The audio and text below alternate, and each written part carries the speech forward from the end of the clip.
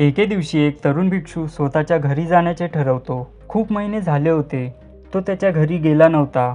म्हणून घरी जाण्यासाठी तो एकटा पायी प्रवास करण्याचे ठरवतो. खूप दिवस पायी प्रवास केल्यानंतर तो एका अशा ठिकाणी पोचतो जिथे त्याला घरी जाण्यासाठी दोन मार्ग दिसतात.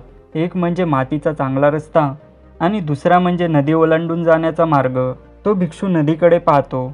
त्याला ती नदी खूप स्वच्छ आणि सुंदर दिसते. त्यामुळे तो नदी ओलांडून जाण्याचा मार्ग निवडतो. लगेच तो नदी कशी ओलांडायची याचा विचार करू लागतो. आजूबाजूला बघतो होडी वगैरे आहे का किंवा दुसरा मार्ग आहे का यासाठी तो प्रयत्न करतो. परंतु नदी ओलांडण्यासाठी त्याला काही मार्ग सापडत नाही. तो विचार करू लागतो मला कधीही नदी ओलांडण्याचा मार्ग सापडणार नाही आणि निराश होऊन तो दुसऱ्या रस्त्याने घरी जाण्यास निघतो. तेवढ्यात त्याला नदीच्या दुसऱ्या बाजूला एक व्यक्ती दिसते.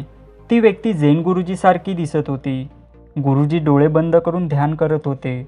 तेवढ्यात तो तरुण भिक्षू जोरात ओरडून बोलतो, हे गुरुजी, तुम्ही माझ्या प्रश्नाचे उत्तर देणार का? जैन गुरुजी डोळे उघडतात आणि त्या तरुण भिक्षूकडे बघू लागतात. तेवढ्यात तो भिक्षू विचारतो, गुरुजी, मी नदीच्या दुसऱ्या बाजूला कसे जाऊ शकतो? त्या भिक्षूचे प्रश्न ऐकून जैन गुरुजी बोलतात, हे माझ्या मित्रा, तू ऑलरेडी त्या बाजूलाच आहेस. मित्रांनो, ह्या गोष्टीवरून आपल्याला समजते की प्रत्येक व्यक्ती आयुष्यात कुठेतरी जाण्याचा प्रयत्न करत असतो.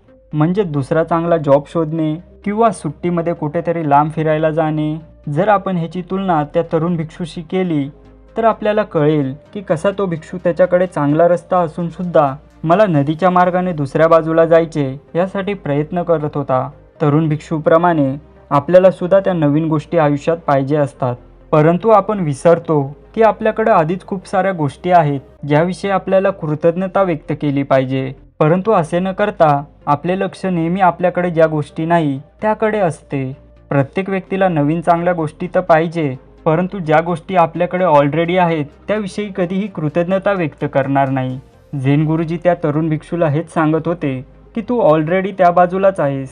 म्हणजे तुझ्याकडे जे काय आहे त्याविषयी तू कृतज्ञता व्यक्त कर. धन्यवाद.